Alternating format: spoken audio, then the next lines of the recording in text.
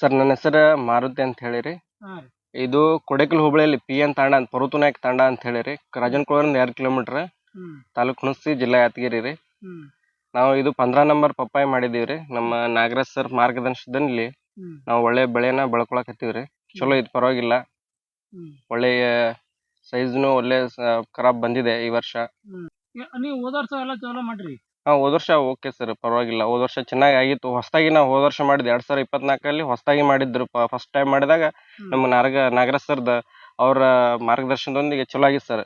ಏನ್ ನಮ್ಗೇನ್ ಲಾಸ್ ಏನ್ ಅನ್ಸ್ಲಿಲ್ಲ. ಚಲೋ ಒಳ್ಳೆ ಲಾಭ ಅನ್ಸಿದ್ಕಾಗಿ ಈ ವರ್ಷ ನಾವು ಮತ್ತೆ 5 ಎಕರೆ ಪಪ್ಪಾಯ 15 ನಂಬರ್ ನಾಟಿ ಮಾಡಿದೀವ್ರಿ. 2 ಎಕರೆಕ ನೀವು ಖರ್ಚ ಎಷ್ಟ್ ಮಾಡ್ರಿ? ಎಲ್ಲ ಲಾಭ ಎಷ್ಟಿಟ್ಟು? ನಮ್ಗ ಖರ್ಚೊಂದು ಎಕರೆಗೆ 1.20 ಖರ್ಚು ಬಂದದ ಸರ್.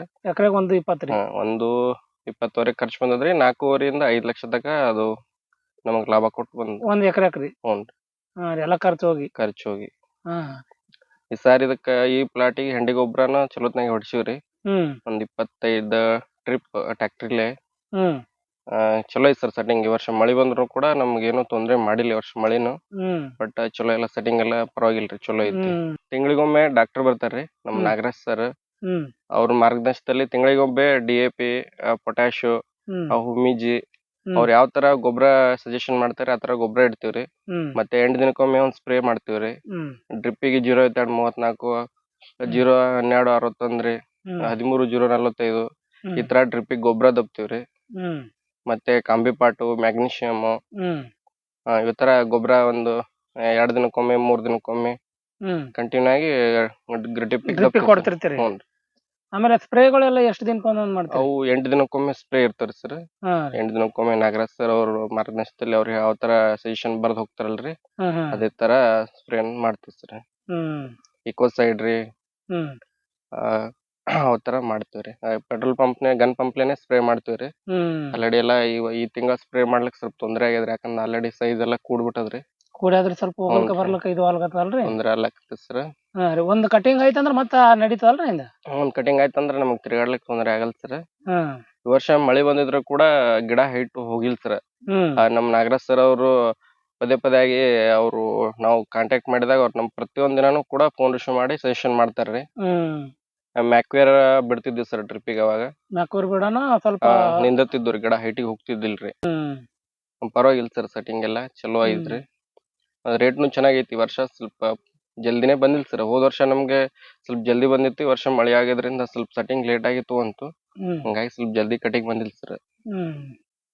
ಇವೆಲ್ಲ ಬೆಡ್ ಮಾಡಿ ಹಚ್ಚಿರಿ ಇವೆಲ್ಲ? ಇಲ್ಲ ಸರ್, ಇದನ್ನ ಫಸ್ಟಿಗೆ ನೇಗಿಲಿ ಸಾಲ್ ಮಾಡಿದ್ವಿ ಸರ್. ನೇಗಿಲಿ ಸಾಲ್ ಮಾಡಿ ಡ್ರಿಪ್ ಪೈಪ್ ಹಾಕಿ ಸಸಿನ ಹಾಕೊಂಡು ಆಮೇಲೆ ತಿಂಗಳಿಗೊಮ್ಮೆ ಟ್ರ್ಯಾಕ್ಟರ್ಲೆ ಗಳೆ ಹೊಡಿಸಿ ಆಮೇಲೆ ಬೆಡ್ ಅನ್ನ ಹಾಕೊಂಡಿವಿ ಸರ್. ಈ ಸಾರಿ ಕಸ ಬರೋದ್ರಿಂದ ನಾವು ನೇಗಿಲಿ ಸಾಲಿಗೆ ಹಚ್ತೀವಿ ಸರ್. ಫಸ್ಟಿಗೆ ಬೆಡ್ ಹಾಕೊಂಡಿವ್ ಅಂದ್ರ ನಮಗ್ ಲೇಬರ್ ಚಾರ್ಜ್ ಬಾಳ ಬರುತ್ತೆ ಸರ್. ಸಣ್ಣ ಟ್ರ್ಯಾಕ್ಟರ್ ಒಳಗ ಓಡಾಡ್ಸಕ್ ಬರ್ತ ಅಂತ ಹೇಳಿ ನಾವು ನೇಗಿಲಿ ಸಾಲಿಗೆ ಹಚ್ಕೋತೀವ್ರಿ. ಈ ಸಣ್ಣ ಟ್ರ್ಯಾಕ್ಟರ್ ಹೋಗ್ತದ್ರಿ, ಇದ್ರಾಗ ಹೋಗಲ್ಲ? ಇವ್ ಹೋಗತ್ ಸರ್, ಆದ್ರೆ ಎಲಿ ಮುರಿತವ್ರಿ. ನಾಳೆ ಸ್ವಲ್ಪ ಎಲಿ ಮ್ಯಾಗ ಹೋದ್ಮೇಲೆ ಆಮೇಲೆ ಸಣ್ಣ ಟ್ರ್ಯಾಕ್ಟರ್ ಓಡಾಡ್ತೀವಿ, ಪರವಾಗಿಲ್ರಿ. ನೀವು ಟ್ರ್ಯಾಕ್ಟರ್ ಸ್ಪ್ರೇ ಮಾಡ್ತೀರಿ? ಟ್ರ್ಯಾಕ್ಟರ್ಲೆ ಸ್ಪ್ರೇ ಮಾಡಿಲ್ ಸರ್, ಗನ್ ಪಂಪ್ಲೇನೆ ಸ್ಪ್ರೇ ಮಾಡಿವ್ರಿ. ಹ್ಞೂನ್ರಿ. ಉದ್ದ ಸೈಜ್ ಬಂದಾವ್ರಿ, ಅವು ಎಲ್ಲ ಸೈಜ್ ಬಾಳ ಆತವಲ್ರಿ? ಉದ್ದ ಬಂದದ್ದು ಉದ್ದ ಬಂದ ಸೈಜ್ ಬರ್ತೈತ್ರಿ. ಅದು ತೂಕ ಬಾಳ ಐತಿ, ವೇಟ್ ಇರ್ತೈತ್ರಿ. ಇದು ಗುಂಡ್ ಕಾಯಿಕ್ಕಿಂತ ಉದ್ದಿನ ಕಾಯಿ ವೇಟ್ ಬಾಳ ಇರ್ತೈತಿ. ಬರ್ತೈತ್ರಿ, 5 kg ತನ ಬರ್ತೈತ್ರಿ. ಇನ್ನ ಸೈಜ್ ಬರ್ಬೇಕ್ರಿ, ಇನ್ನ ಟೈಮ್ ಐತಿ ಇದಕ್ಕೆ. ನಾವ್ 1 ತಿಂಗಳ ಐತ್ರಿ. ಇನ್ನ 1 ತಿಂಗಳ ಐತಿ.